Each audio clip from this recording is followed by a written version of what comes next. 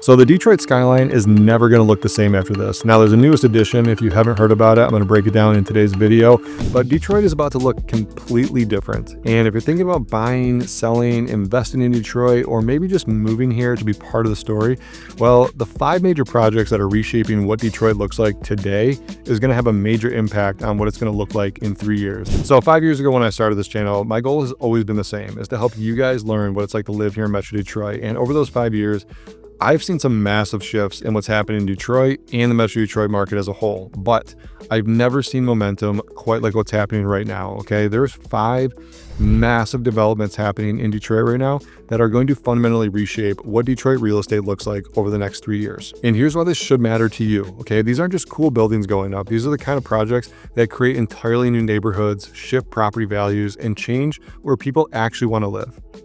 And hey, if you're new here, my name is Eric Meldrum with True Living Group, and I've been making these videos since 2020 on what it's like living here in Metro Detroit for you guys. Now, if you have any questions, just drop those in the comments below, and my team and I help people just like you make that relocation as smooth as possible. So if you do want our help, all you gotta do is go down to the link below in the description, click that link, book a Zoom call with us, and we'd be happy to help.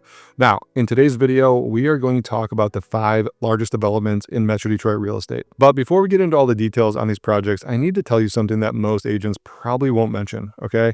These developments aren't just going to create opportunities for buyers equally. Some are going to create opportunities, and others, well, they might actually make certain neighborhoods less affordable for families trying to get in. So stick with me here, because by the end of this video, you're going to know exactly which areas are about to boom and which ones you might want to avoid until the dust settles. All right, diving right in. Let's start with an absolute monster project happening right now in downtown Detroit, which is the new Hudson site development. Okay, this is right off of Woodward, and this is probably one of the largest scale developments that Detroit has seen in a long time. Okay, there's a ton going on, but this was probably the most publicized and the most highly sought after project happening in Detroit. Now, this is a $1.4 billion mixed use development that's going to completely transform the skyline, and it already has. Okay, the skyline is never going to look the same. Okay, this is the newest addition, and I, for one, think it's absolutely great. Okay, it looks fantastic. It's the centerpiece of the city right now, and everybody's talking about it. Okay, this is a 680-foot skyscraper. You know, we're in the Midwest, so tall buildings are not really a thing. This is not like a New York or Chicago. However, this fits in perfectly with the skyline in Detroit. Now, I know what you're thinking. You're like, Eric, I'm not buying a condo in a skyscraper downtown. Okay, and you're probably right.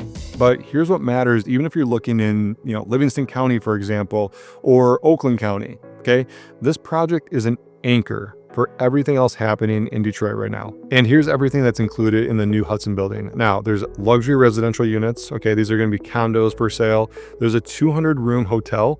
And there's also a ground floor retail, and there's over 50,000 square feet of event space. Now, this is expected to be completed in late 2026, early 2027.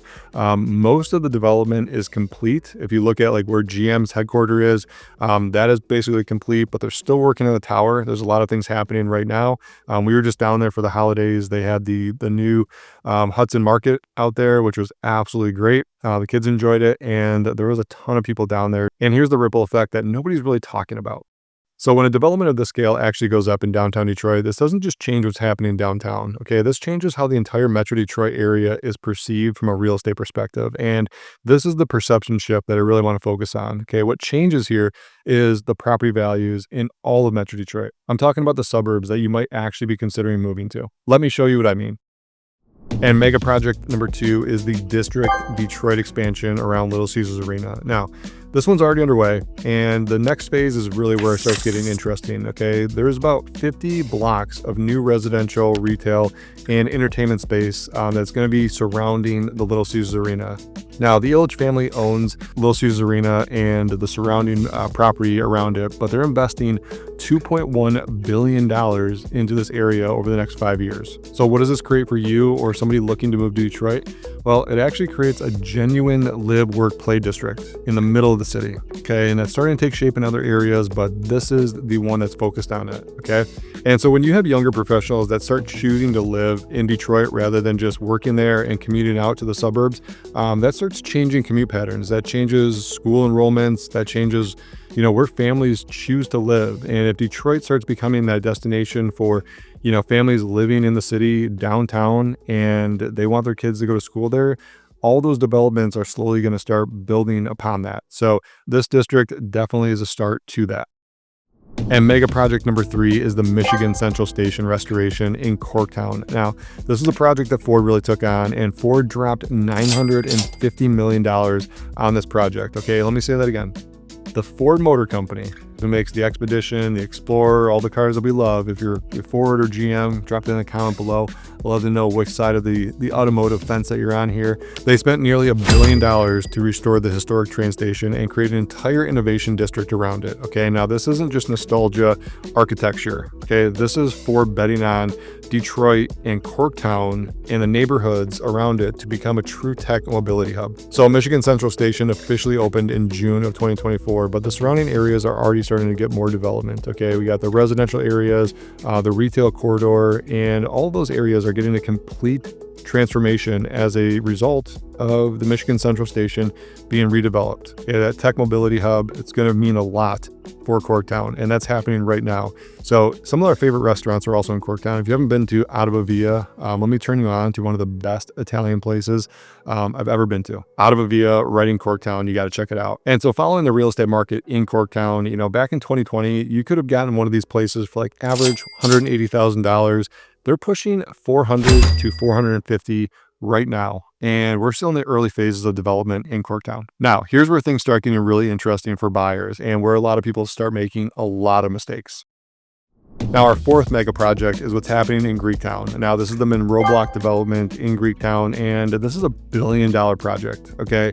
I've seen the renderings. This project looks absolutely amazing, okay? Now, if you've talked to anybody who went out in downtown Detroit in like the 80s, the 90s, like they'll just talk about Greektown. Like Greektown was the spot to go. If you're going to a Red Wings game or anything downtown or seeing a show, you would go out to eat in Greektown. Okay, that was the place to be. That's where you could go grab drinks before, and that's where the party was after. And today, Greektown's not as great, and a lot of people, have shared that sentiment. So the city was like, "Hey, we got to bring Greektown back," and they're doing it in a big way and dropping $1 billion on this project. They're adding 1,100 residential units. Okay, they're also adding new street level retail. This is a complete redesign of how Monroe Street connects to the riverfront as well. So they want to bring this riverfront, and what's at the end of the riverfront, for Greektown, is the Renaissance Center.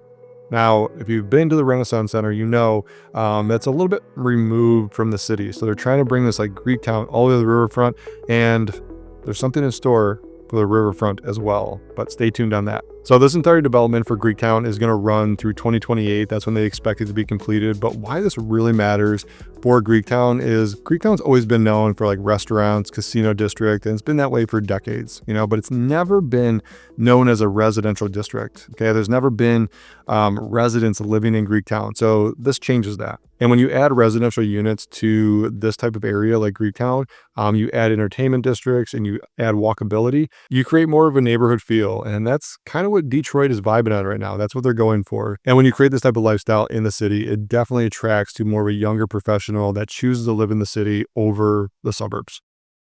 And the 5th mega project is the Gratiot 7-mile corridor redevelopment on Detroit's east side. Okay, and now this one's a little bit different from the others, and it's probably the most important for families, actually looking to relocate to Detroit. While the other projects are urban, more core developments in the downtown area, this one's about the neighborhood revitalization. Okay, we're talking about $380 million of investment in affordable and mixed-use housing. Okay, this is also going to be retail and community spaces along this major corridor leading into Detroit, and it's been underserved for decades. Okay, this project is backed by both the city investment and federal opportunity zone funding, and here's why this is on my radar. Okay, this is where generational wealth gets built. So when neighborhoods like this that have been overlooked suddenly get major investment, okay, this is where early buyers start to see 5-10x returns on their purchases. Okay, home values are going to start going up and up and up. Now, is this an area where you're going to find some amazing houses like you see in Palmer Woods or Boston Edison or the Indian Village? Probably not. This is for people that are looking to live in neighborhoods in Detroit. Okay, is this for investors? If you understand how the urban redevelopment works, yeah, this is probably a play for you. But here's the bigger picture, and this is what I want you to really understand. Okay, these 5 developments represent over $15 billion of investment happening in Detroit right now. Okay, not someday, not maybe if the market cooperates. This is steel going up in the city. Okay, these are foundations being poured. Their cranes are in the skyline. Like, this happening, you guys. But the major question is, what does this mean for you if you're thinking about relocating to Metro Detroit? Now, first off, the narrative that Detroit is struggling is officially outdated. Okay, Detroit is no longer struggling. There's so many things happening. These are not speculative projects. These are institutional investments betting millions and billions of dollars on Detroit on a serious upward trajectory. Now, secondly, this ripple effect starts reaching the suburbs that you may be considering moving to. Okay, when downtown becomes the most desirable place, when Corktown becomes unaffordable for the average buyer, when Greektown becomes, a residential neighborhood that people just start looking outward into some of the suburbs. And that outward push is going to put more pressure on some of the cities that people are already looking at. Places like Livingston County or Oakland County. You talk about Berkeley, Ferndale, Birmingham. These are the cities that are close to downtown Detroit. And third, timing matters more than people think. Right now you can still buy in communities like Brighton, Howell, Heartland, Plymouth, Northville at prices that reflect before the boom of downtown. And that's going to only start putting more pressure on a lot of these more suburban areas. Downtown's going to get more populated. But once these developments are complete, these Metro Detroit areas, the perceptions start shifting. Okay, these aren't just entry points anymore. These entry points for these markets start to disappear. So if you are serious about relocating here to Metro Detroit and you want to understand exactly where your equity will work the hardest for you, guys, let's chat. I'm not going to show you some generic Zillow list. I'm going to show you exactly how to position yourself ahead of these markets, not behind them. So all you got to do is text me at the number below, shoot me an email, or book a Zoom call through the link in my description down below. My job is to help you guys make that move here to Michigan as smooth as possible. So the only way we're going to be able to do that is to understand what your goals are, what lifestyle you're going for, and have a quick discussion about how to strategically set up a plan that makes your move here to Michigan as easy as possible. Oh, and one more thing. If you're wondering which of these 5 developments is actually going to impact property values the most, it's not the one you think. I'm actually putting together a follow-up video breaking down the specific neighborhoods and the zip codes that are positioned to benefit the most from each of these projects. So make sure you subscribe and tap that bell, and I'll see you in the next video where I'm going to go deeper on the strategy side. As always, you guys, thanks for watching, and I will see you on the next one.